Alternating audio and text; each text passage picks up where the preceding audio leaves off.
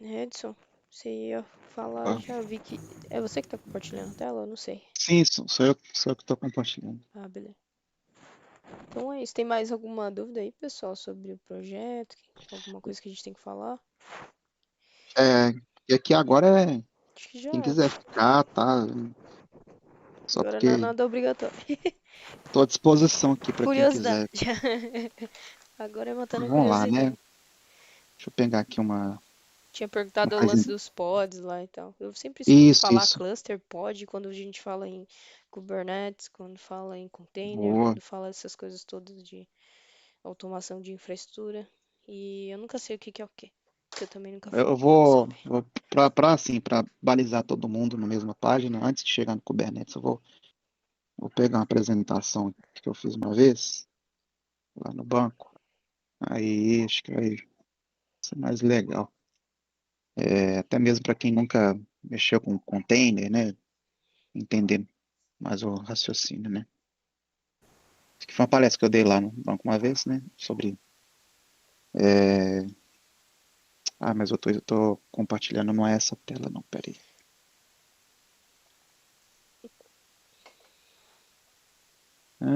Cadê? Screen. Beleza. Go live. Mas quando vocês estiverem vendo aí, vocês me falam, tá? Vemos, bem Ver se vai tranquilo. dar Tô para vendo. abrir aqui a tela inteira. Ele jogou na tela diferente. Deixa eu voltar para outra tela aqui. Mostrar. Como que joga para outra tela?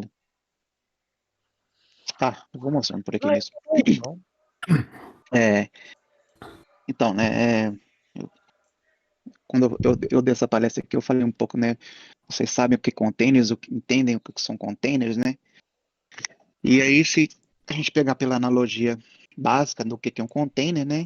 É aquela analogia que a gente entende do meio marítimo, né? Então, são caixas utilizadas para transportar as coisas, né? No meio logístico. E aí, o que que isso tem a ver, né? Com TI, né? O que que a gente por que que a gente usa isso e por que que existe isso, né? É um meio de virtualização que existe, né, a nível de sistema operacional, Uhum. e a gente consegue rodar uma aplicação de forma isolada. Tá, mas como que seria isso, né? Vamos pegar aqui esse slide, e aqui eu tenho dois cenários, né? Aqui é a infra tradicional, né, que a gente está acostumado a trabalhar, né, que tem o servidor, né, o servidor físico, né, o bare metal aqui. Em Uhum. cima dele eu tenho uma camada de sistema operacional, aí pode ser Windows, pode ser Linux, pode ser qualquer outro tipo de vSphere, sistema, aquele lá né? do, VC como é que chama? Do VMware.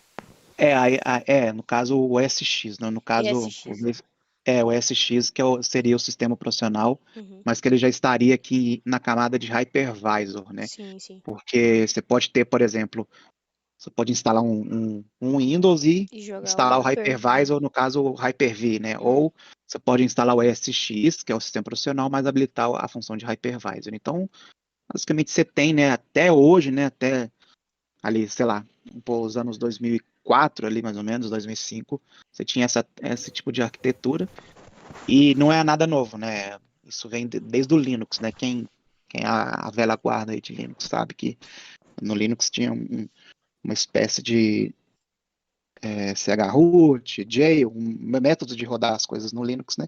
É um pouco disso, tá? Bem antigo aí. E aí, né, você tem aqui a camada do hypervisor que eu falei, e aí por cima você ainda vem a camada do sistema profissional de convidado, né? Então, você vai subir uma É. aplicação, aí ainda você tem que instalar, né, no caso, né, simulando um ambiente do VMware, né?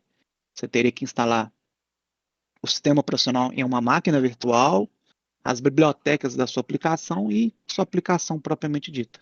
Uma Uhum. infra tradicional, uma VPS que o Leandro gosta de falar, isso aqui é um modelo IaaS que a gente está acostumado a mexer, né? IaaS, né, ou uma VM. Como que funciona no container, né? O container, ele consegue executar, né, tudo isso aqui que eu falei, a parte de aplicação, né, e sistema operacional, de forma isolada, mas num único sistema operacional e no mesmo hospedeiro, no mesmo server. Então, como que ele funciona, né? Aqui eu vou ter, né? Não deixa de ter o sistema, o servidor físico ou uma EC2, né? Aqui Uhum. propriamente dita. Em cima eu vou ter um sistema profissional, mas é já um sistema profissional já próprio para executar isso, né? Apesar que você pode instalar onde você quiser hoje, mas normalmente já tem distribuições próprias para você já executar de cara, tipo assim, distribuições já consolidadas para rodar só container, né? Cita uma. No caso, por exemplo, você tem um Windows e tem um Windows for Containers, ele é mais Ah, focado para execução de containers, não né? sabia não que tinha Né? Windows pra isso. E para Windows também? Tem, Interessante. Caramba. tem para Windows também, Eu sabia que dava Linux. pra você usar o Windows, mas o Windows for Container eu nunca vi falar Porque, desse por tipo. exemplo, né? Se você Interessante. pô, vamos chegar, que aí eu vou chegar até no Docker, né? Para falar um pouco do Docker. É, mas assim, você tem a possibilidade de instalar o seu sistema operacional convencional aqui, que seja um Linux, seja um Windows, e habilitar o recurso de containers nele, né? Ou você pode instalar uma distribuição específica, né, um sistema operacional específico para rodar containers, que é o caso, por exemplo, tem um Windows for Containers, né? Uhum. Aí, por exemplo, é um sistema operacional mais enxuto, né? Que você pode rodar, inclusive, num Raspberry Pi ou no Arduino da vida, né? Como no Linux também, né? Você tem distribuições próprias para rodar especificamente para isso. Por exemplo, o OpenShift, né? Que é um orquestrador não totalmente igual ao Kubernetes, né? Mas ele existe uma forma de instalar dessa forma que eu falei, né? Você instala um Red Hat like OpenShift e aí você instala para rodar só containers, né? Então, basicamente você vai ter a VM aqui, né? O servidor físico, o sistema profissional e a camada da aplicação. Tá, mas beleza, mas aí eu instalo a aplicação em cima do sistema profissional aqui? Não. Você instala isso em imagens, né? Ou seja, cada camada da sua aplicação vai rodar em mini imagens, né? Que são empacotadas de alguma forma. E como que funciona esse empacotamento? Você monta isso, né? Você constrói isso. E aí a forma de construir isso é usando um container runtime. Como eu falei, né?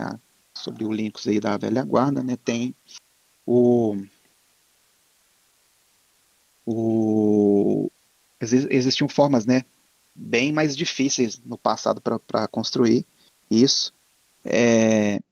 E aí, um cara muito tempo atrás, ele fez isso de forma que fosse simples para qualquer desenvolvedor simular um ambiente de desenvolvimento ou construir seu próprio ambiente de desenvolvimento sem ter que construir uma infraestrutura na nuvem ou ter várias VMs para subir isso.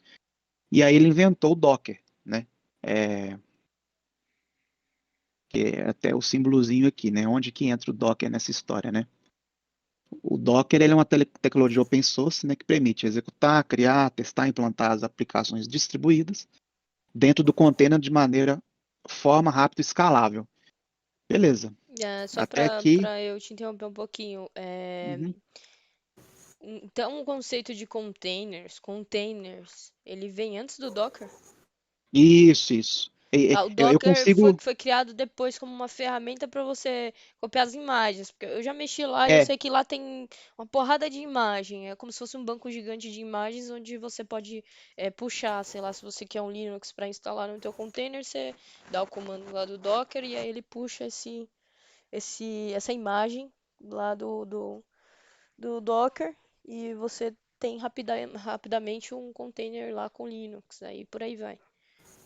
Esse é o limite. Que tem um monte de container imagens. runtime do Docker, ele não é mais suportado no Kubernetes. Eu vou explicar isso por que não é suportado. Mas assim, Tá. é só um mecanismo, né? Ou seja, é a sua engrenagem que vai dar o play nas imagens que você vai construir. Então, eu poderia rodar o containerd, que um, um, é um container runtime para fazer isso. Tem o CRI-IO, desculpa, O, né? Que é um outro container runtime. E tem outros que lá naquele site que você acessou, né, que é o cncf.io, tem uma aba lá que se chama Container Runtime, vai ter o Docker, vai ter vários lá que vocês vão entender as formas que você tem de executar, né? Então, a SUSE tem a dela também, né? Tem o Rancher também, não sei se vocês conhecem também. Hoje ele é um tipo de container runtime. Tem também o da própria Red Hat, né, que é o Podman, que é um meio que substituto do Docker. Então, assim, tem vários e vários containers runtimes. Só que, assim, por que o Docker? É porque o Docker ele se popularizou por conta da cloud, né, e da forma que ele foi feito, né, de facilitar todos os desenvolvedores. Era bem simples de se construir. Só que, assim, beleza, né, eu cheguei num ponto aqui que eu sei o que é container, sei para que ele serve, como que ele é. Eu não mostrei como que ele funciona por debaixo dos panos, mas assim, até aqui tudo bem, vocês entenderam como que seria a estrutura. Tudo bem? Sim, sim. Tudo, Sim, claro. tudo certo. Só que aí a gente cria um outro problema. Poxa, beleza. Eu consigo gerenciar aqui na unha, né? Eu falo assim, na unha é modo de falar, tá? Mas assim, eu consigo gerenciar, vai, 2 containers, 3, 4, 5, até 10 containers eu consigo gerenciar aqui na minha máquina. Mas aí, e quando eu preciso gerenciar 300 containers, 400 containers, 1000 containers, 30.000 containers, como que isso funciona? Lá em 2004, por aí vai, né? O Docker, né? O Salomon Aix, né? Que é o dono e fundador da empresa Docker, né? Ele desenvolveu o Docker Swarm. Aí, o que é o Docker Swarm? O Docker Swarm é um tipo de orquestrador de containers. Ou seja, eu monto um cluster, né? Um cluster de, de containers, né? E eu tenho esse orquestrador, que também é open source, e ele vai orquestrar isso para mim, né? Aí, o que acontece?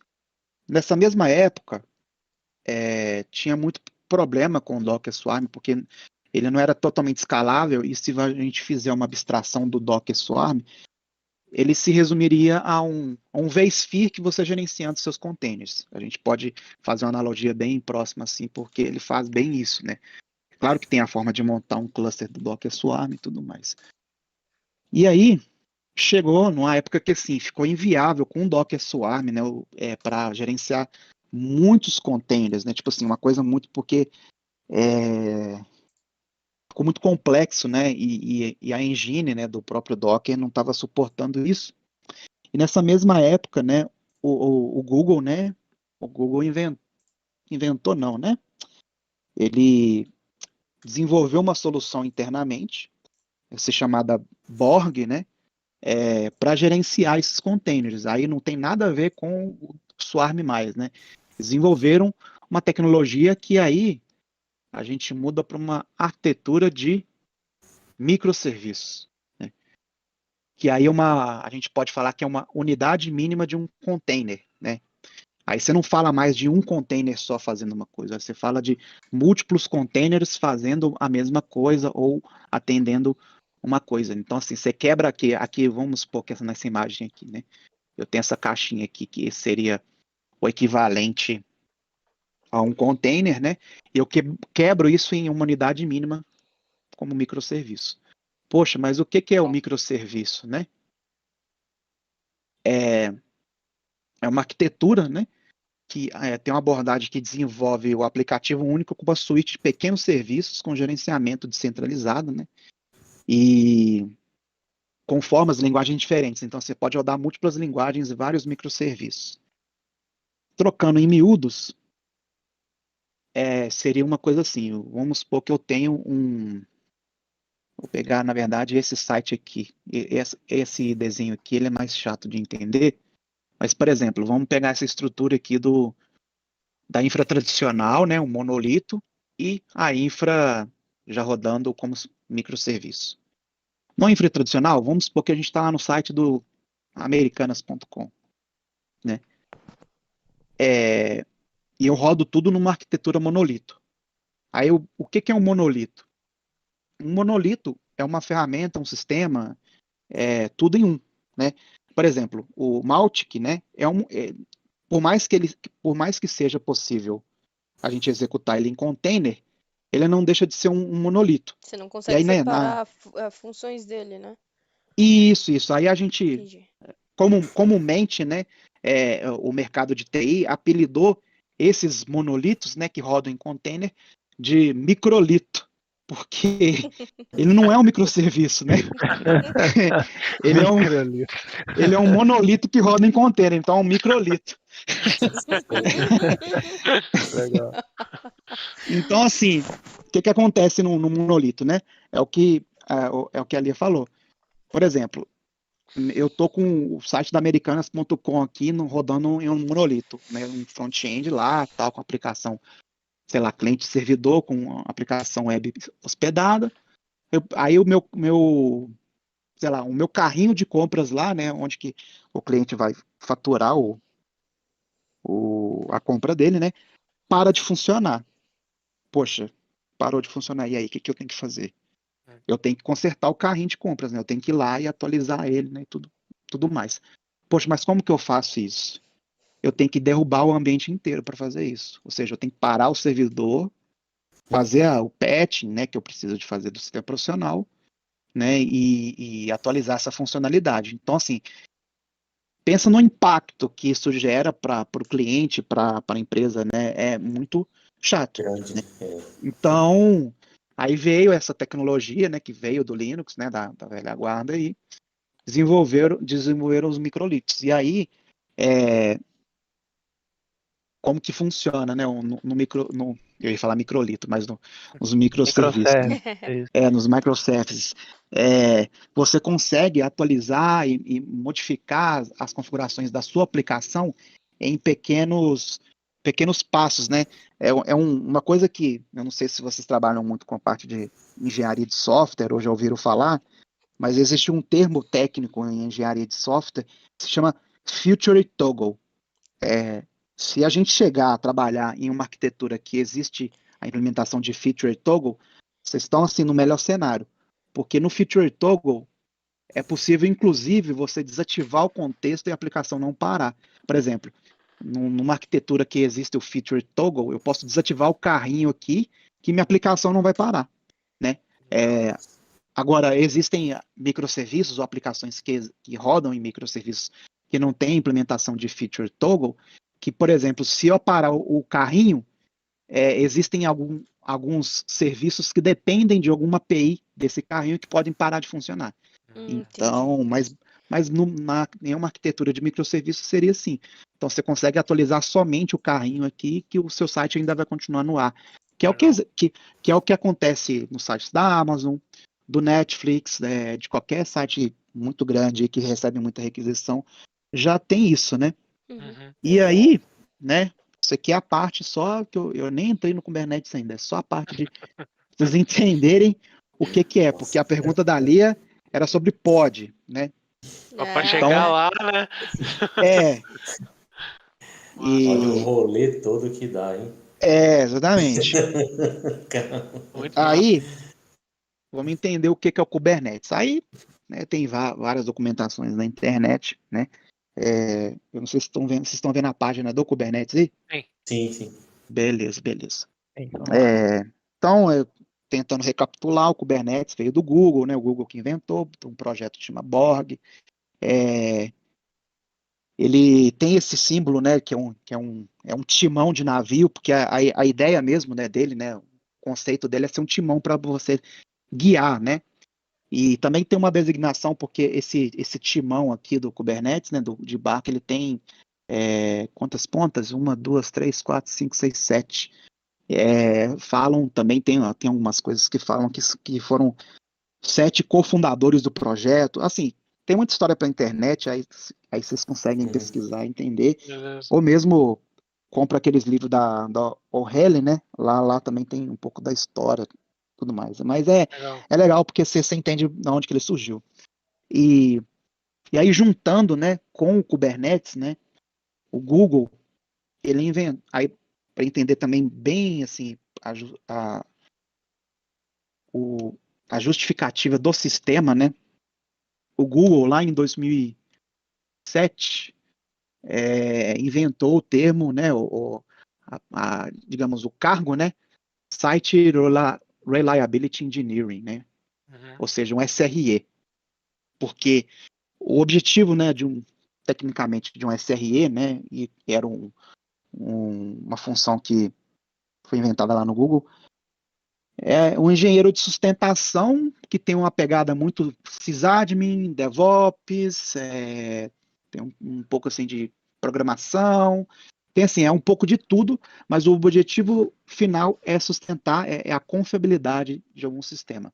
Uhum. E como que resolve isso? Com serviço distribuído. E aí por isso, né, que nasceu o Borg, o projeto que depois virou o Kubernetes. Então assim, a gente pode dizer que assim, engenharia de sistemas distribuídos e SRE caminham bem juntos, né? Porque a ideia é ser sempre assim.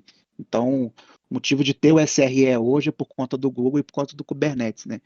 E agora está muito famoso esse termo aqui, mas nem todo mundo nas empresas sabem o Esse objetivo, tema, esse porque cargo. é, eu confesso que assim, eu sou SRE aqui no C6, né? Trabalho como SRE, mas boa parte do que eu faço não tem a ver com SRE. Assim, eu atuo muito com confiabilidade? Atuo, porque o sistema que eu sustento aqui tem que ter muita confiabilidade mesmo. Então, ele tem que ser resiliente, tem que ser à prova de falhas, não pode parar, não pode. Eu cuido do fim a fim dele, né? Confiabilidade é. Mas, por exemplo, a parte de codificadão, codificá-lo, né? O sistema, eu já não faço. Uhum. Eu Isso tenho. faz parte do trabalho de um SRE? Faz parte, você não precisa de tecnicamente programar a aplicação, desenvolver, né? Não é um engenheiro de software, né? Tá. Mas você tem que entender contextos da própria arquitetura da aplicação. E é coisa que eu estou fazendo agora aqui, mas é como a aplicação ela não é do C6, né? É uma aplicação de terceiros, então não tem tanto acesso ao código, mas existem outras aplicações aqui do C6 que são Qua- desenvolvidas internamente, aí tem SREs que já tem mais contato com o software para entender o que pode fazer, né? Deixa eu te perguntar uma coisa, daí eu não Uhum. sei nem.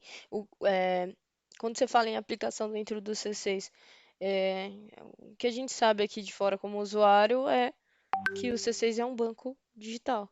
Quando você fala Isso. em aplicação, você está se referindo a alguma parte do, do banco digital, da aplicação, ou alguma outra coisa? Não, Ou quando eu ele em falo si? aplicação, ele em si, porque assim, o que vocês veem, né, quem tem curiosidade de saber como funciona, né, basicamente é uma casquinha, né, o que tem no aplicativo, né, o que você instala no seu celular, Uhum, é uma casca do que tem por trás, porque por Uhum. trás é um conjunto de microserviços e APIs que chamam alguma coisa. Então, por exemplo, quando você vai lá, clica em pagar, por exemplo, fazer um Pix, existe um software por trás, que é uma API que a gente tem aqui, que é desenvolvido internamente, que vai e faz a transação lá no banco central, né, no Bacen, né? Então, são todos os contextos e são softwares que são desenvolvidos aqui, uhum, entendeu? Então, aí tem os contextos de softwares que são desenvolvidos pelo C6 mesmo, né, que na linguagem de programação nossa, e tem os softwares que são de terceiros, que nem tudo a gente consegue fazer. Então, por exemplo, esse sistema que eu cuido, é um sistema de workflow, mas ele é muito importante para a operação do C6. uhum, Mas não é o C6 que fez, aí eu sustento o produto dentro da empresa, porque por questões de auditoria, de regulatórias do Banco Central, ele não pode rodar de forma externa, ou seja, eu não posso contratar um modelo como serviço da ferramenta. Aí a gente instalou dentro da AWS e dentro da AWS eu gerencio ele, né? Então, tem tudo isso por trás. só pra eu entender. É como, sei lá, se tivesse. ah, eu não sei como Vamos, fazer uma é, analogia. Não sei se você consegue fazer uma analogia pra eu entender. consigo sim. É como se eu tivesse, sei lá, é, deixa eu falar um exemplo aqui deixa eu pegar um exemplo. Se você tá no aplicativo ali, cada botão ou cada telinha, vamos dizer assim, ali é como se fosse um sistema que está por trás ali, Isso, hospedado, Não, uma mas, coisa assim? mas eu me refiro à parte que ele cuida. Que ele falou assim: Ah, por Ah, tá, já exemplo, entendi. sei, sei lá, é. vamos supor, eu Uhum, vou citar um exemplo. Ahn, lembrei de um produto aqui que eu posso compartilhar.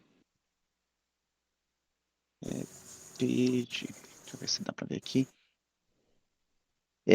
O Google, né? O Google tem uma ferramenta, né, que se chama AppD, né? Uhum.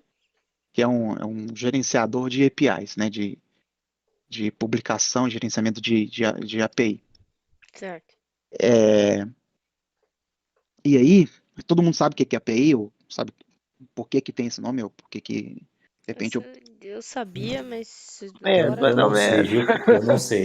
eu Eu vou falar mesmo que eu não não sei, sei. porque eu já para vi várias vezes aí, sempre eu esqueço, então. o significado de API, né? O API é Application Programming Interface. Nossa, Basicamente, é você ter uma aplicação, mas a aplicação não tem uma interface gráfica, né?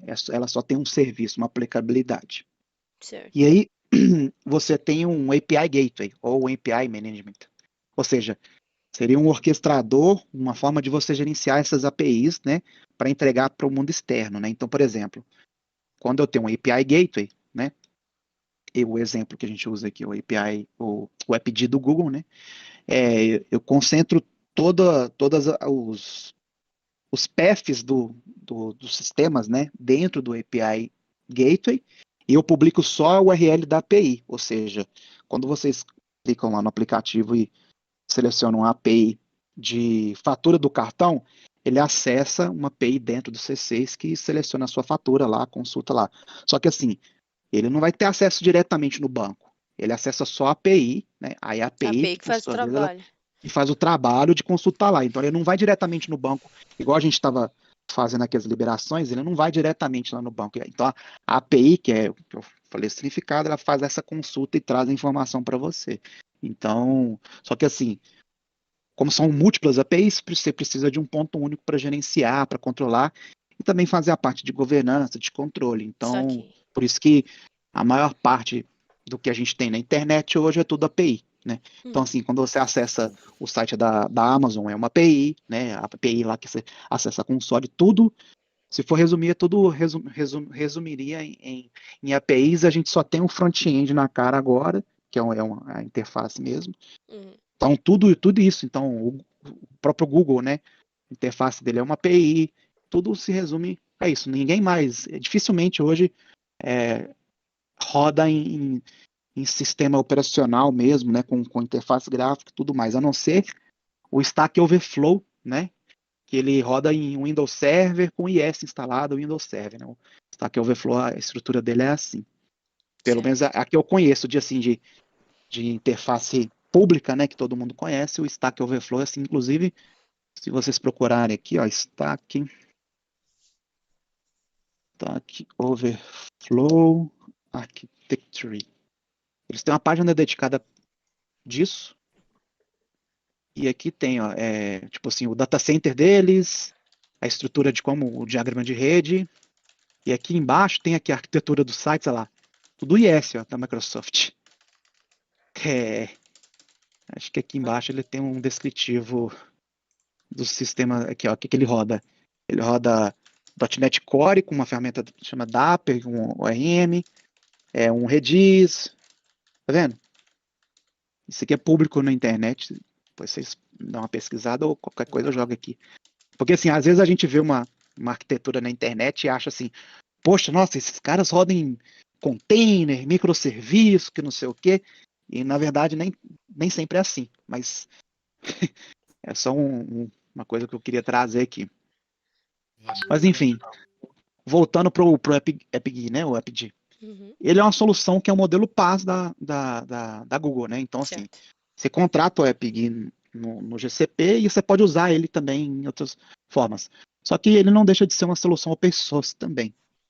Então, Certo. o C6, né, por conta do que eu falei, regulatórias, resolveu rodar dentro de casa. Ah, Ou seja, saquei. dentro da infraestrutura on-premises like AWS. Quando eu falo on-premises é porque está rodando dentro da nossa própria infraestrutura em modelo IaaS, né? Então é uma VM, não é nem o modelo PaaS dele. Então a gente Certo. instalou em EC2, né? Tem VMware lá, não tem? Eu ia até fazer uma analogia parecida com essa que você tá fazendo. Só que eu ia, Isso, tipo, isso falar só do, não é, acho que do Proteus, SAP, Hoje em dia É, eles oferecem como PaaS o serviço dele, compás, mas né? tradicionalmente antes todo mundo tinha que, sei lá, pegar e Tinha instalar que na instalar. própria Isso, infra exatamente, interna. na É, infraestrutura exatamente. interna. Exato. Então, aqui a gente roda, não é no VMware, né? Mas a gente roda num modelo IaaS mesmo, né? Que no caso é nas EC2. Então, a gente tem um cluster que roda isso aqui, né? Então, basicamente, Espera, vocês o rodam seria dentro de casa, mas não dentro de casa. Vocês rodam na AWS a na aplicação. AWS. É, Entendi, entendi. exatamente. Só que na conta do CCs e tal, tal, tal. Isso, Entendi, isso, isso. entendi. E aí, aí chegando no Kubernetes, né? Depois a gente entender, né, o que que é o Kubernetes, né? Eu quero ver se tem o desenho aqui dos pods. Cadê? Gente do céu. Esse aqui é o desenho, vocês já fizeram. A questão do container, o Kubernetes, ele é um Pinches, orquestrador? cadê? Isso, mas não mais, não só isso, tá? Tá, É, vai além. é porque tá em português aqui. Não sei se ele tá traduzindo ou ele tá. Tá traduzindo. Você vai ter. Cadê aqui? Runtime, images. Cadê os pods? Clusters. Ah, cheguei. Vou começar a explicação por ele. Cadê o desenho, gente? Ah, tem um desenho clássico do Kubernetes. Deixa eu pegar no Google aqui. Pods Kubernetes. Deixa eu ver uma imagem aqui. Boa. Será que esse aqui vai dar pra. Essa aqui. Essa aqui tá no próprio site do Kubernetes. Ah, boa. Vamos lá. O, o Kubernetes ele vai mais além por conta da arquitetura dele. Uhum. Então vamos lá, deixa eu pegar esse desenho aqui com nota maior. Então, a unidade mínima no contexto de um Kubernetes, né, de um cluster Kubernetes, né, a unidade mínima dele é o Node. O que é o Node? O Node é um worker node, ou seja, é o seu sistema operacional, sua instância C2, seu bare metal. Então aqui vai estar a sua camada do seu servidor. É onde vão ser executados os nodes. Dentro dos nodes, ele roda containers, mas também rodam pods. E o que são pods? Pod é uma outra unidade mínima do Kubernetes, que ele roda um ou mais containers. Então, não necessariamente mais você vai ter um só container, um para um, que é no Docker, né? Apesar que no Docker ele tem um conceito de réplicas e você consegue executar um container da mesma aplicação em vários servidores, né? E aí você tem uma alta disponibilidade da aplicação. No Kubernetes, ele é abstraído pelo pod. Então, assim, quando você publica uma aplicação no Kubernetes, você preenche um arquivo, né, de configuração lá e você especifica o número de pods que você quer. E aí, ele que vai dizer quantos containers ele vai executar ou não. Então, você pode estar vendo um pod lá na hora da construção do ambiente, né? Mas não necessariamente tem um container só. Então, tem aplicações que precisam de alta disponibilidade ou precisam de várias réplicas, né? E normalmente essas réplicas são criadas em cada node, né? Então, ele vai criando distribuidamente, né? É, dentro do seu cluster, né? Então, você tem alguns nodes, né? E quanto mais nodes você tiver, você pode distribuir mais e mais pods dentro da sua infraestrutura. E é o que torna o serviço muito distribuído.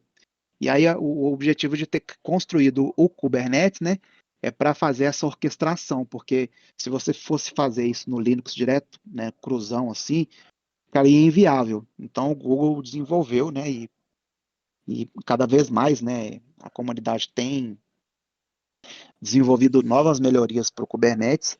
Então ele tem se tornado cada vez melhor, né? E é o que roda hoje em praticamente todas as clouds. Então, de repente, o que você está rodando ali atrás de algum serviço, por exemplo, para fazer o deployment de um EC2, É um serviço no Kubernetes da AWS que faz esse gerenciamento para você. Apesar que você vai lá na interface gráfica, mas quem gerencia por baixo dos panos pode ser um microserviço no Kubernetes que faz isso, né? Eu estou falando isso porque no Azure é assim.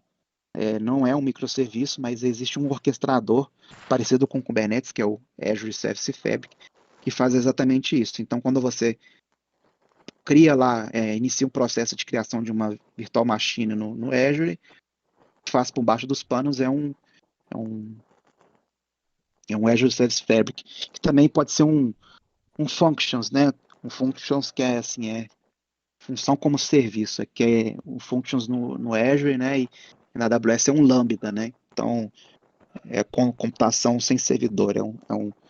Você pode rodar hoje praticamente quase qualquer coisa em serviços de computação baseada em função, que é o caso do Lambda, acho que é o Stack Driver do GCP, acho que é esse, o Stack Driver, e o Lambda da AWS, né? Legal, cara. E aí, vamos lá. Aí tem as outras camadas, né? A aplicação Containerized App, e aí que seria o seu container mesmo, né?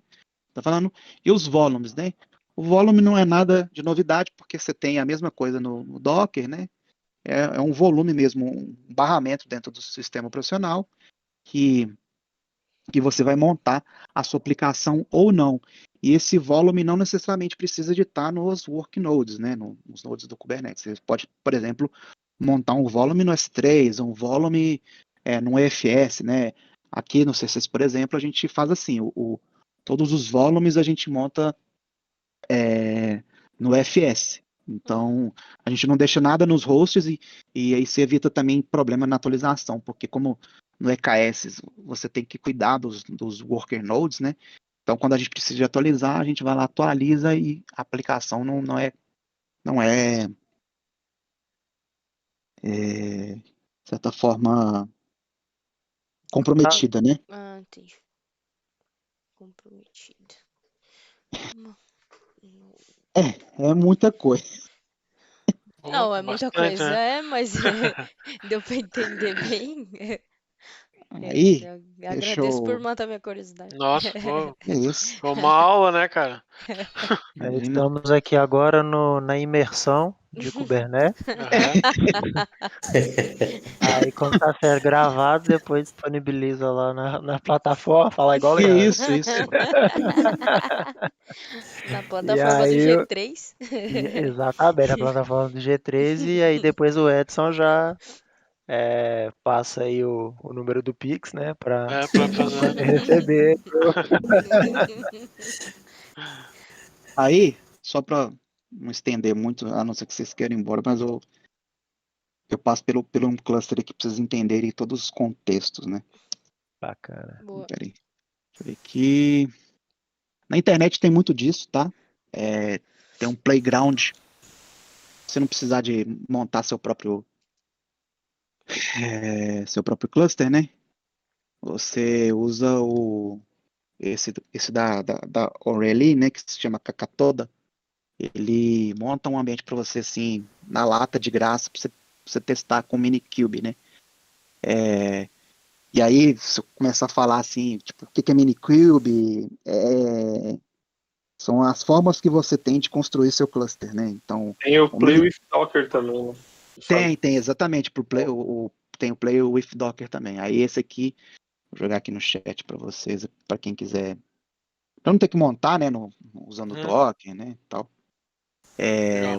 Vou mandar também a documentação do Kubernetes, é claro, mas vou deixar aqui também. Ela é bem interessante, ela é bem atualizada, é em português e tal. Mas basicamente o que esse site aqui vai fazer? Ele vai criar um ambiente no Minikube para eu brincar aqui e rodar alguma aplicação. Então, vou dar um launch SH aqui para ele subir o meu cluster. Deixa eu ver se ele já foi. Deixa ele executar um health check aqui para ele ver se ele funcionou. Boa. Ele já está executando. Deixa eu ver se ele subiu. ctl get all. Deixa eu ver se vai funcionar. Beleza. Esse comando que eu executei aqui é o CLI do Kubernetes, né? Então, Uhum. toda vez que você precisar de fazer qualquer coisa no Kubernetes, você vai executar o comando kubectl e alguma coisa, né? Então, se você Uhum. digitar kubectl barra interrogação, acho que ele vai trazer aqui kubectl deu desconhecido. Deixa eu ver aqui, acho que é menos help, então. Sai, meu filho. Ó. Oh, Ah, tá. agora saiu. Agora saiu? É porque ele é meio lentinho. Cadê? Gente, mas que kubectl. Deixa eu ver o terminal 2 aqui. Kubectl menos H. Acho que é menos H. Isso aí. Nice. Menos H. Aí, ele vai trazer aqui no Tudo que tem Docker, de né? Tudo parâmetro que tem do, de fazer. do CLI do Kubernetes. Isso. Então, por exemplo, se eu digitar aqui kubectl, coloquei um get all, ele traz todas as informações, né? Se eu colocar aqui -n all, deixa eu ver, tem outra não, -n, não, get all, ele não trouxe tudo. Eu queria trazer todos os contextos do cluster, né? Tipo, para vocês entenderem o que tem, porque não é só o Kubernetes, tem control plane, ingress controller, service maps, os volumes, persistent volumes, tem alguns contextos que eu queria passar, mas assim, bem rápido. Acho que já está travando aqui. Deixa eu executar de novo. Deixa eu ver se ele vai continuar.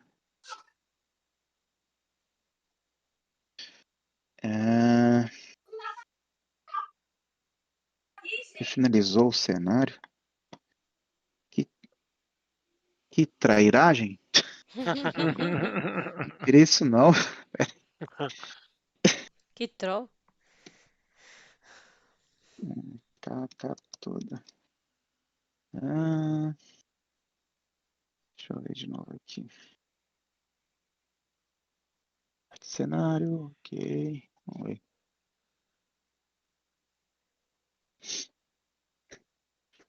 Aí. Beleza. Launch SH.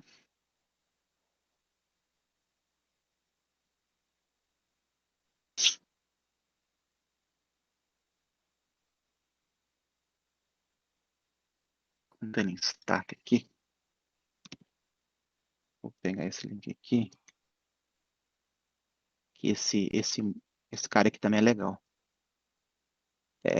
O Minikube, se você for instalar, ele vai instalar no Docker no Docker, né, desktop da sua máquina, mas ele vai subir um cluster Kubernetes de um nó só.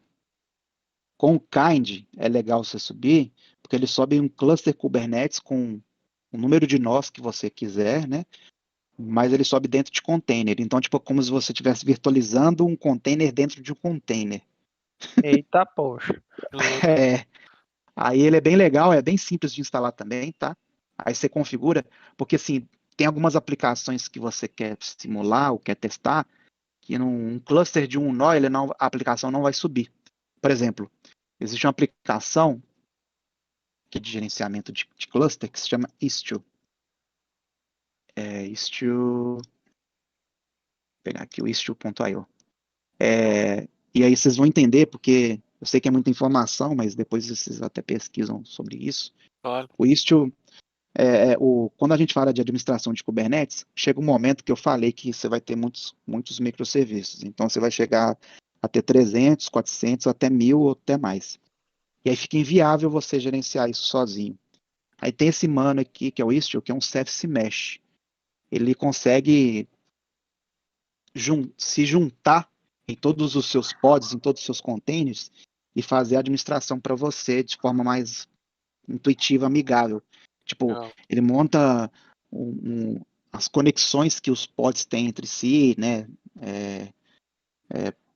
Se, por exemplo, você tiver um pod que esteja falhando, ele vai conseguir te mostrar isso de forma muito mais fácil do que você ter que lá no cluster e fazer o troubleshooting. Então, essa ferramenta é bem legal.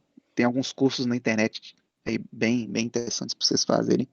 Mas isso assim, eu recomendo ir mais para frente. Primeiro brinca um pouco com o Kubernetes, entende como que funciona e aí partem para usar essas drogas mais pesadas, né? De certa forma.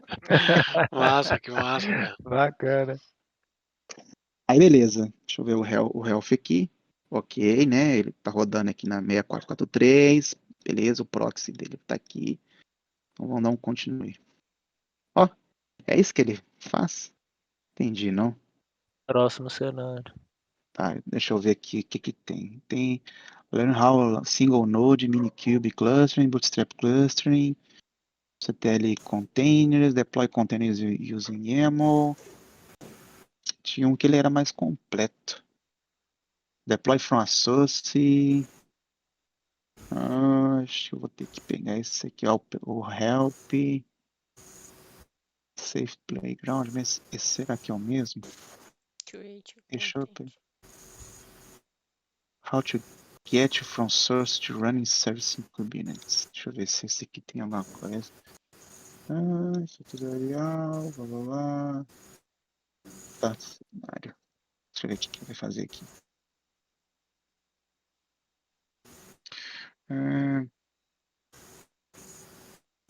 Ok, CD hello app, ok. Add Dockerfile.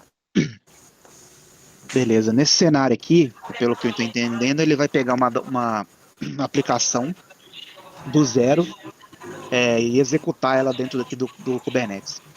Então, o que que ele fez aqui? Ele entrou na pasta Hello Web App, né? Uhum. Tá claro aqui, ok. E ele deu um cat no Dockerfile. Lembra que quando eu falei lá do Docker Uhum. e que você cria suas próprias imagens, né?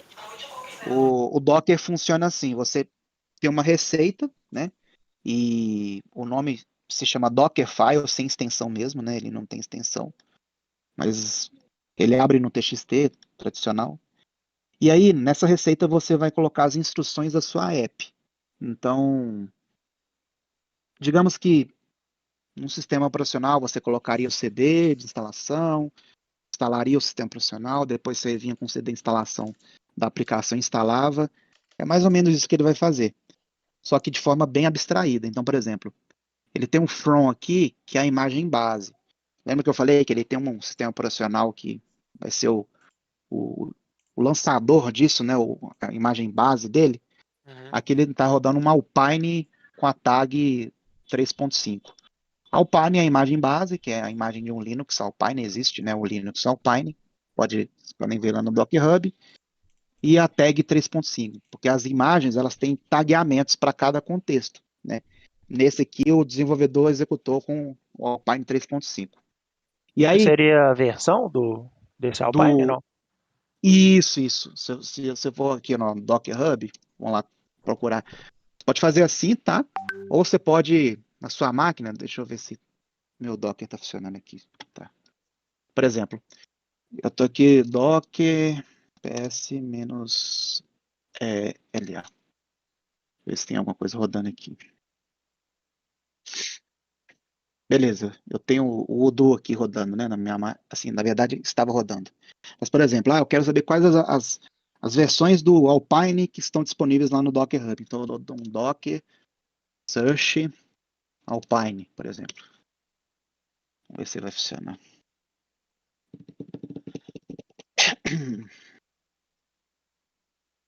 Tá vendo? O que ele fez? Ele foi lá no Docker Hub, né?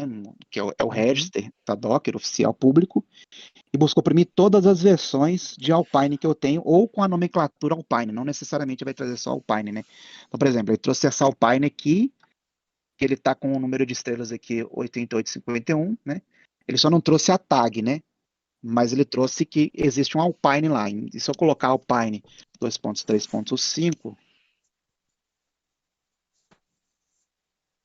é a tag, né, que eu especifiquei. Uma associação bem, sei lá, chula, básica, enfim, meu entendimento é como se fosse realmente, isso aí é um sistema operacional e a versão do sistema operacional, pegando pro Windows aí, tipo, Windows Isso, 10, o Windows 11, enfim, exatamente, isso, exatamente, né? mais ou menos isso. Então, Bacana. se for no Docker Hub, né, Tiver o site lá e vai pesquisar né, o Alpine aí direto, né? você pode procurar por aqui, aí, por exemplo, aqui já tá, tem as distribuições oficiais e as não oficiais, né? Eu recomendo sempre usar oficial. Então eu seleciono aqui a imagem oficial e tem aqui. Aí se eu clicar nela, beleza, ele já fala que é oficial, blá blá blá. Aí E tem aqui ali o tem comando, as né? tags, né? As tags, você tem o comando. Então aqui tem a da ordem mais nova para mais velha, né? Aí eu quero a 3.5. Trouxe aqui, ó. É aquela que tá lá. Se eu quiser baixar ela, né, para minha máquina, é só Só executar o comando docker pull, né, que eu puxo, né, a imagem para o meu Docker aqui. Se eu clicar aqui agora, né, copiei esse comando, executar aqui,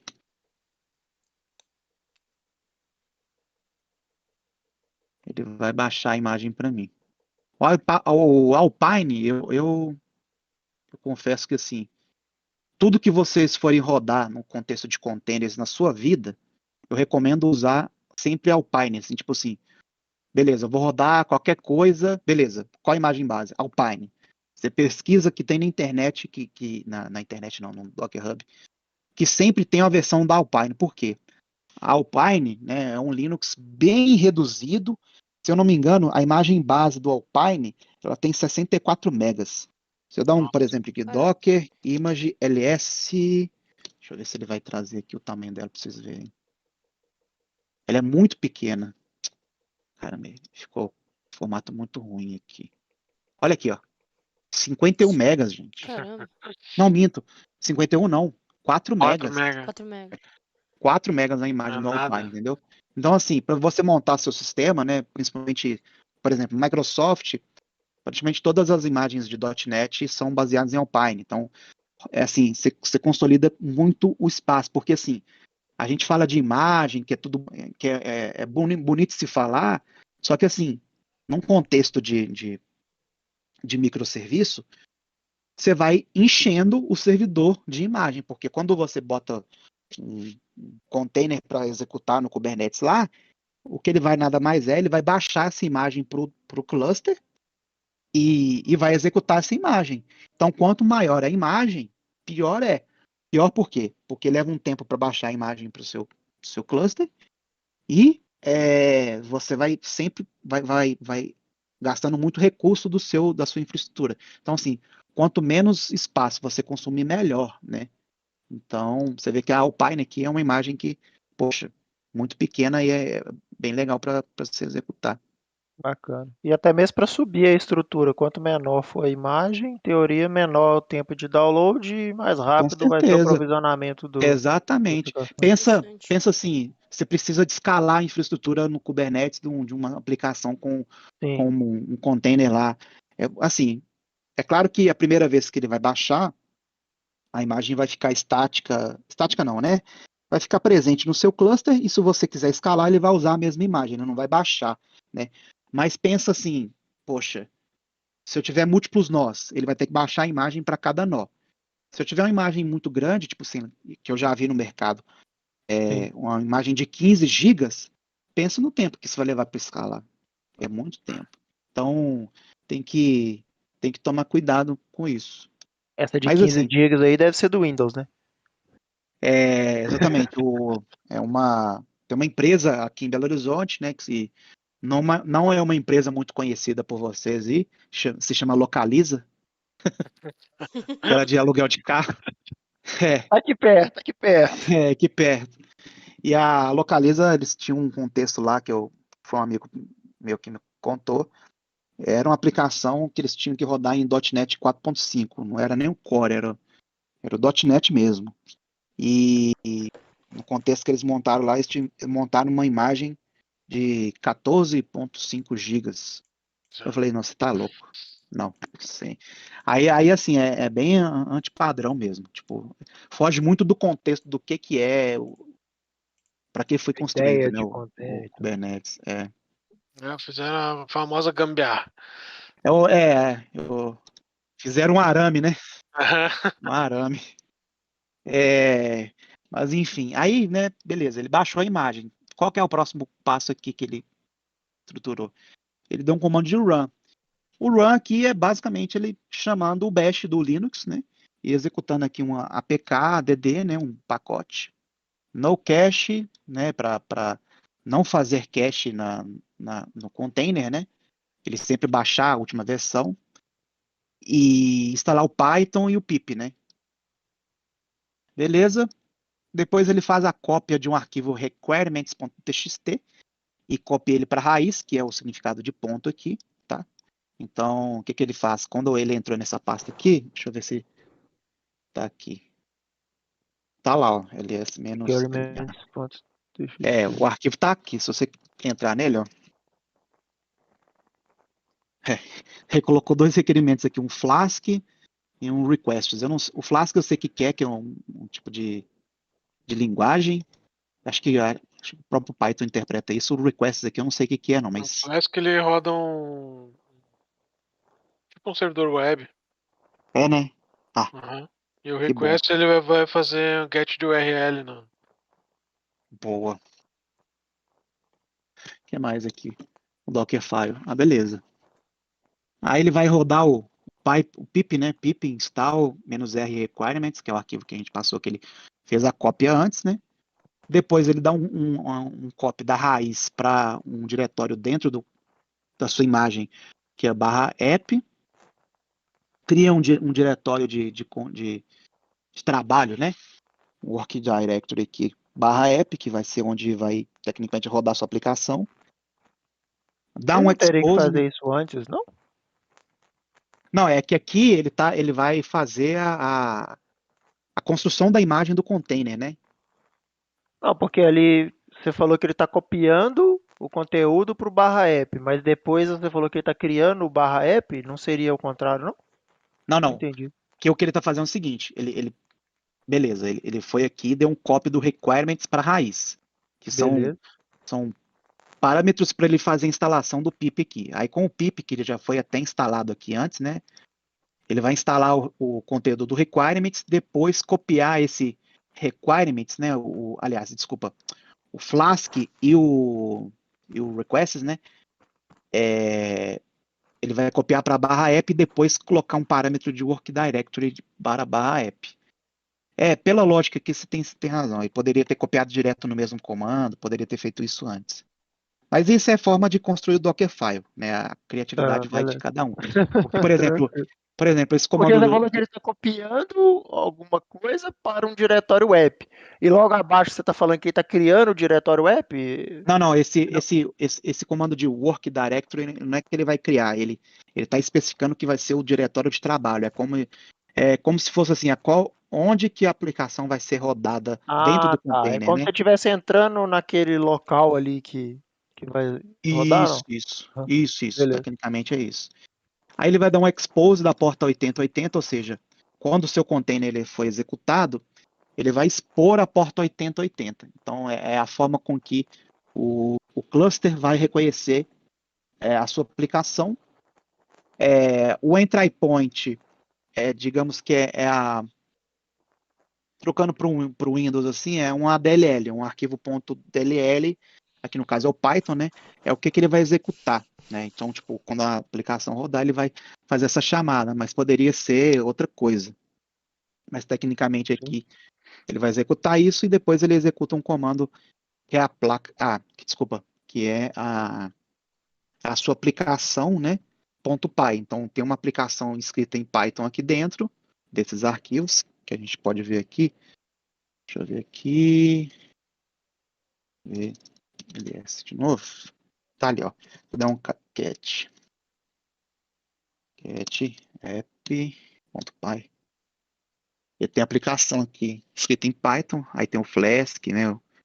O requests lá que falaram aí. E ele vai executar. Então, os dois contextos importantes aqui que às vezes a gente tem que prestar atenção é isso aqui, ó. O entry point ou entry point, né? E o CMD. O entry point, tecnicamente, tipo assim, qual a linguagem, qual tipo de arquitetura que sua aplicação vai rodar. Aí vai rodar um Python. Então, beleza. Sim. Eu já sei que essa aplicação vai rodar um Python. Poderia ser um MySQL dentro de container, né? Um MySQL? Poderia também. Aí você declararia que vai ser um MySQL. E aí ele vai executar, sei lá, uma query aqui dentro. Então, são coisas que, assim, se você não declarar certo, ele não vai rodar. E no fim, ele vai executar essa aplicação, que é um app Python. Então, beleza. Aqui está meu Docker file. Só que agora eu preciso de quê? Fazer o build da minha aplicação. Ou seja, tem que pegar essa receita aqui e criar o container.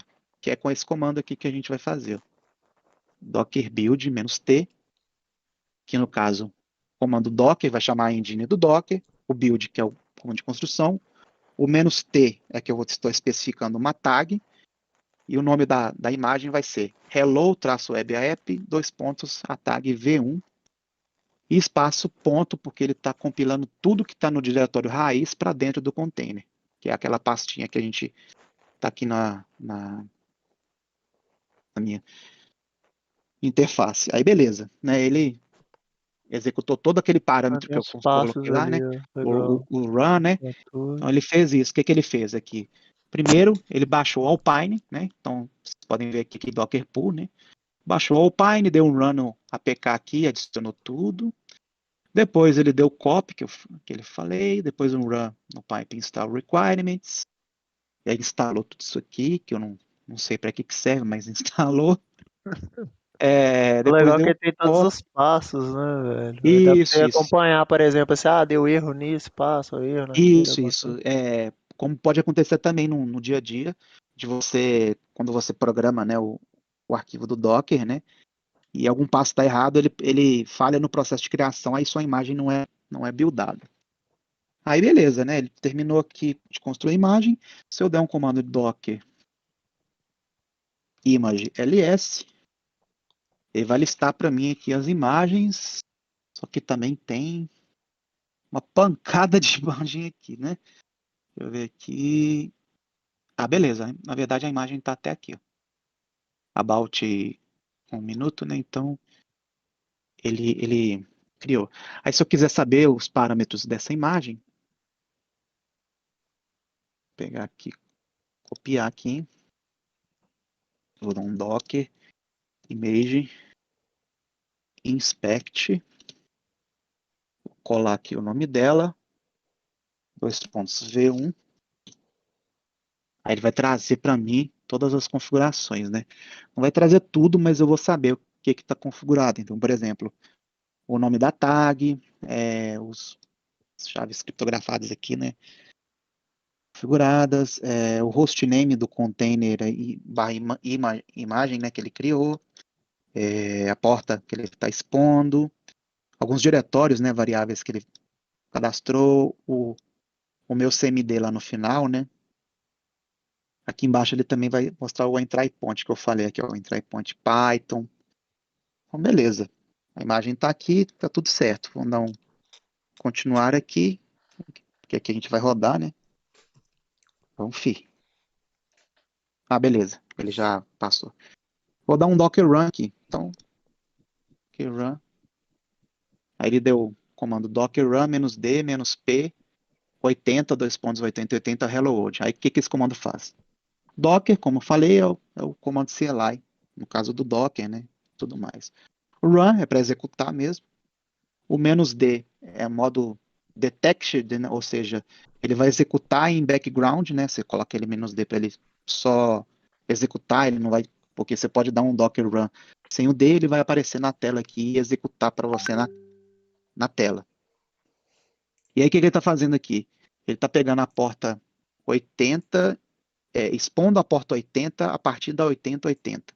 Então, por exemplo, se eu jogar no browser, né, aqui no caso ele está fazendo um curl, mas se eu jogar no browser aqui, tecnicamente eu ia acessar a aplicação Hello World, né, na porta 80, né, publicada aqui. E, Mas aí na 80 ou na 80? A não, 80 é a que está interna e ele te direciona para 8080 ou o contrário?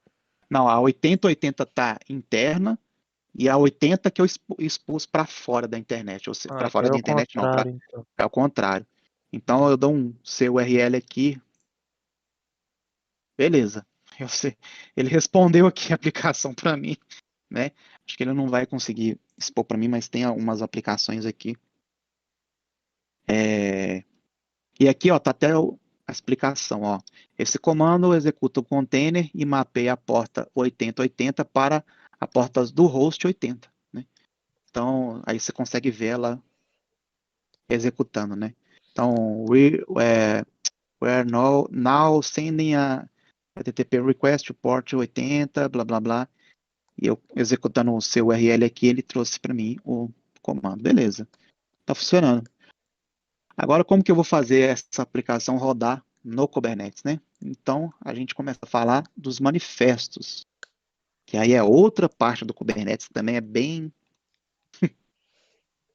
chatinha. Vamos lá, vamos executar aqui o arquivo. O manifesto do Kubernetes, o que que acontece? Ele é tipo o Docker Compose, que a gente está acostumado a mexer, né? Ele é um Uhum. formato .yaml, né? Só que aí você tem que declarar umas coisas a mais, né? Então, por exemplo, o que que ele tem aqui? Vamos lá. Cadê? Foi aqui, foi. Então, por exemplo, API version. Esse API version aqui é a versão que está corrente do Kubernetes. Qual que é a versão desse YAML para esse Kubernetes? Então, aqui está especificada a versão 1. Que tipo de aplicação é essa? Então, cadê, gente? Aqui em cima. É do tipo service, né? Aí tem um metadado aqui, que a gente chamou de Hello World, desculpa, Hello Web App, e tem algumas especificações aqui que você seleciona. No caso, ele especificou que é uma app do tipo Hello Web App. E quais as portas que ele vai publicar? Está rodando no protocolo TCP, a porta 80 e a target 8080, que é bem parecido com o que a gente fez com o Docker ali agora, né?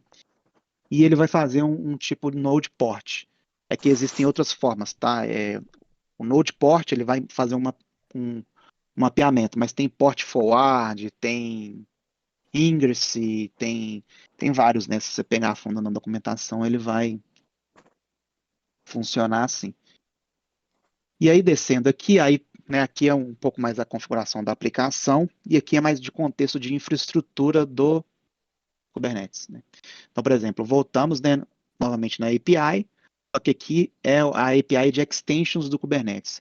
Extensions são propriedades do Kubernetes que você consegue programar contextos do que a aplicação vai suportar, se ela vai ter persistência de volume ou não, se ela vai executar dentro de um contexto de Kubernetes do Google, por exemplo, ou do EKS, ou etc, né? Então ele tem essas coisas e você tem que ficar de olho nisso, porque na hora que você vai escrever o arquivo de manifesto, de repente o cluster Kubernetes que você vai executar não tem as extensions lá configuradas, e aí você não vai conseguir publicar a aplicação, né? E aí, bora lá. Número de réplicas. Então, eu tenho especificado aqui uma única réplica, ou seja, quando eu falo de réplica aqui, é um único pod que ele vai executar. Não necessariamente é, são, é um único container, mas eu estou especificando que vai ser um pod só que ele vai executar. Aqui, ele está fazendo um match nas especificações de metadata que eu especifiquei aqui. A estratégia rolling update, que é o que? Seria toda vez que eu tiver alguma atualização da minha app, e eu fazer o kubectl apply "-f", o nome do arquivo deployment aqui, né? Ele vai lançar um novo pod e vai desligar o pod antigo e matar ele, né? Então, isso aqui eu não paro a aplicação, né, na hora da atualização. Então, essa estratégia aqui que é bem mais utilizada. Histórico de revisão, então, ou seja, tem esse controle aqui. O que mais? A imagem. A imagem aqui, né, do seu container, né, é aquela imagem que a gente criou anteriormente. Só que pelo contexto aqui da do laboratório, né? Ele não escreveu aqui que a imagem está sendo feita aqui. Provavelmente ele vai trazer daqui do Kakatoda, alguma coisa assim, tá? Mas normalmente você coloca aqui, no caso a imagem ficou hello-webapp 2.v1, né? Então seria hello-webapp 2.v1 @registry, não sei o que, ou @dockerhub, né? Então ficaria assim o endereço público da imagem. O image pull policy aqui é if not present, ou seja, se a imagem não tiver hospedada no meu Kubernetes, ele vai baixar. Porque tem também outras políticas de você fazer o download aqui, então ele vai baixar. Aqui ele especificou o nome da imagem, então caso aqui não estivesse, né, o nome da imagem do registry, ele tem esse nome aqui. Isso aqui é bem legal, ó. No Docker Swarm e no Compose também tem isso, tá? Mas é a especificação de CPU e memória. E aí o cálculo aqui é microcores e micromemories, tá? Entenda que isso aqui não seria 0.25 gigas, é 0.25 microgigas de unidades de memória, né? No Kubernetes funciona assim. É isso. Você não, porque assim, no contexto de microserviço, ele foi feito para você rodar com pouco recurso mesmo. Então você sempre especifica, por exemplo, 128 microcores, micromemories, né? Você tem essas formas de fazer. Cara, E aí, beleza. Aí tem um DNS policy aqui que é no contexto de cluster. O termination grace period aqui de 30 segundos, ou seja, na hora de terminar, ele vai aguardar 30 segundos para terminar. E um restart policy aqui, ou seja, ele está como always. Se seu pod falhar, ele vai ficar restartando sempre, né? Então, beleza. Aqui a gente entendeu mais ou menos como que ele funciona, né? O arquivo de deployment, vamos dar um continue. Aí tá. Lembra daquela URL aqui que eu falei, image URL? Ele está fazendo o export da chave aqui, do registry. Então, o que a gente vai fazer? Vou executar esse comando aqui. Beleza. Ele portou a chave para mim. Agora ele vai dar um tag na chave registry, né, que eu criei, para hello web app v1. Beleza. Criou uma tag para aquela imagem. Agora ele vai dar um envio da minha imagem para esse registry fake que ele criou. Então ele vai dar um docker push, né? Beleza. Tem o docker pull e o docker push, né? Então, e o docker run também que a gente falou, né? O pull é para baixar, o docker run é para rodar a mesma imagem, né? E o push é para você enviar para o registry, né? Então, quando você termina de criar uma imagem, é comum você enviar ela para um registry. Aí esse registry pode ser o Docker Hub, que a gente está acostumado, ou pode ser um registry interno, por exemplo, o Amazon ECR, né, que é o Elastic Container Registry, né? Então ele pode fazer isso para você. Beleza, vou dar um continue aqui. Aí o que ele vai fazer? Rodando o Kubernetes, rodando o serviço no Kubernetes. Então, beleza, ele como aquele tão image URL, né? Ele vai fazer esse comando sed aqui, que de verdade eu não sei para que serve, é um comando Linux. E aí ele vai fazer o contexto da minha imagem aqui, acho que é isso que ele fez. Depois ele vai fazer uma parte de hosts aqui também, que eu não sei o que é, mas importante para configurar no kubeconfig do Kubernetes, né? Ok. Beleza, ele adiciona aqui host 1, né? Para ficar escutando. E por fim ele vai dar um apply, que é o arquivo que eu falei, né? kubectl apply -f e o arquivo deployment.yaml. Beleza, ele já mandou criar. Se eu der um kubectl get services, vai estar aqui minha aplicação rodando. Ó. Então, por exemplo, hello web app. Não sei se ele vai expor isso. Ah, beleza, ele tem um port forward aqui. Então, beleza. ele, com o arquivo, o manifesto que a gente tinha, né, passado aqui, que é o deployment YAML, e o que ele fez? Ele executou o deployment da aplicação, né, do tipo, né, node port, né, a forma que ele executou aqui no Kubernetes. Ele atribuiu um IP para mim aqui acessar, e aí a gente vai ver aqui quantos pods ele está rodando para essa aplicação. Então, se eu der um kubectl get pods, beleza. Meu container ainda está pending, então quer dizer que ele ainda não subiu. Você vai conseguir ver por aqui, né, no ready e no pending. Deixa eu executar de novo aqui o comando.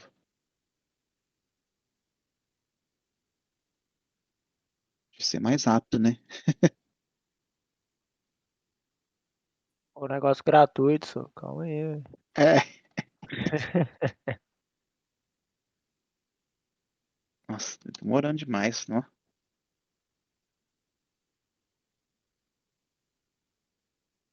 Agora ele vai me trollar. Tá demorando demais.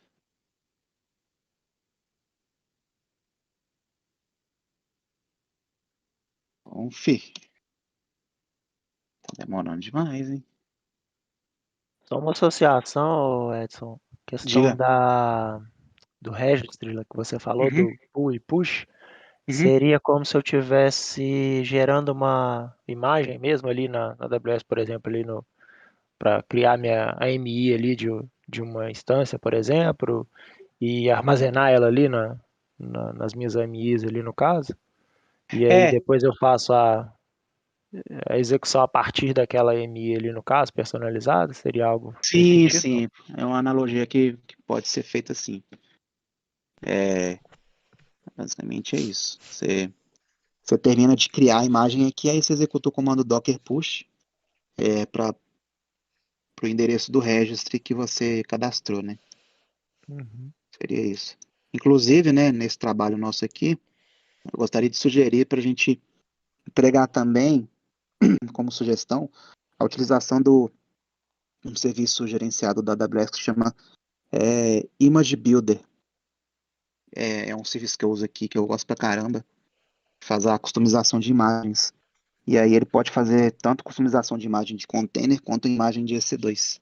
Então, por exemplo, todo o contexto da aplicação aí do Mautic que a gente construiu aqui, exemplo, a gente decidiu que a imagem vai ter esse componente.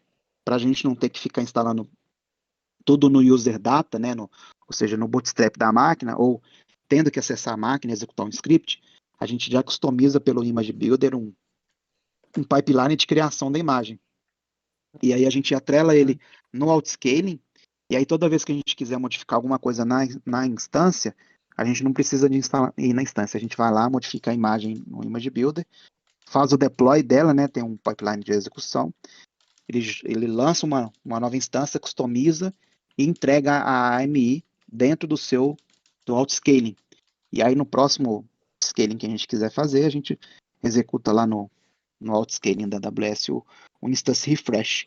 E aí ele atualiza a aplicação para a gente sem a gente colocar um dedo no servidor. Bacana demais, cara. Nossa, Pois show de é, muito bola. louco. Que Muito massa. isso. Da Massa hora. Pois, demais isso aí. Curti. pois você. Cara, mas tenta demorando demais, não, eu não Eu vou acho que conseguir deve ter mostrar. travado aí. Será que travou? Ah, porque o ambiente é na internet, né? Mas ele depende também, não só da internet deles, né? Mas a sua própria internet. Então, porra, viu? Deixa eu ver aqui. kubectl get pod. Deixa eu lembrar qual que é o comando aqui para fazer troubleshoot no pod, para ver o que ele tá rolando. Deixa eu pegar aqui o comando "-h". A Kubernetes é assim, viu? Describe. Não, peraí. Expose. Set. Explain. Rollout scales. Cordon drain. Describe. Qual que é, gente? Compose não, create não, explain. Exec, não, exec também não, troubleshoot. Logs, isso que eu quero. CTL, get logs menos, aliás, primeiro, CTL, get pods, beleza, ele não é menos, pods, não tô trazendo, CTL, get, vou tentar o áudio novo. O áudio trouxe mais alguma coisa. Quero, tá com pend ainda. E o deployment também não funcionou. kubectl get logs menos h, deixa eu ver. Logs.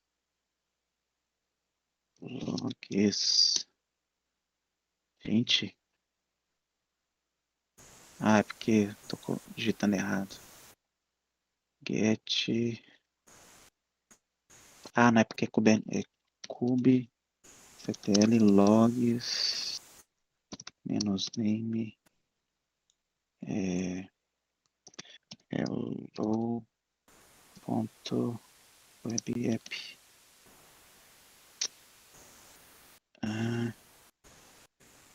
CTL logs.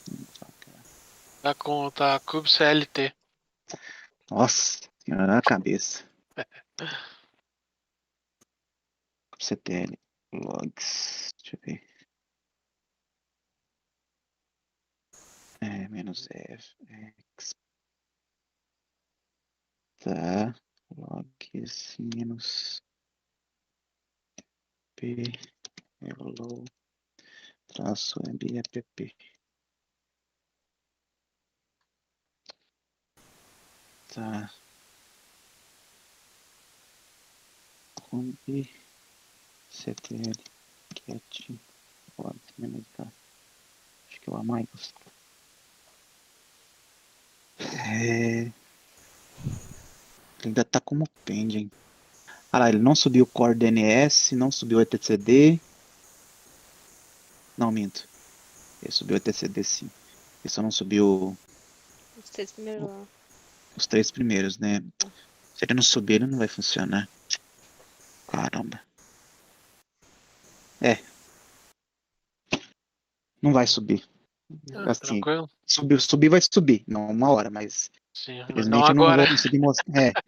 É porque eu queria mostrar com história, mostrar tipo assim Sim. bonitinho, mas assim, vocês entenderam, né, Sim, até deu pra gente aqui ter um overview aí, bem bacana, cara. Pô. que mas assim, Sensacional.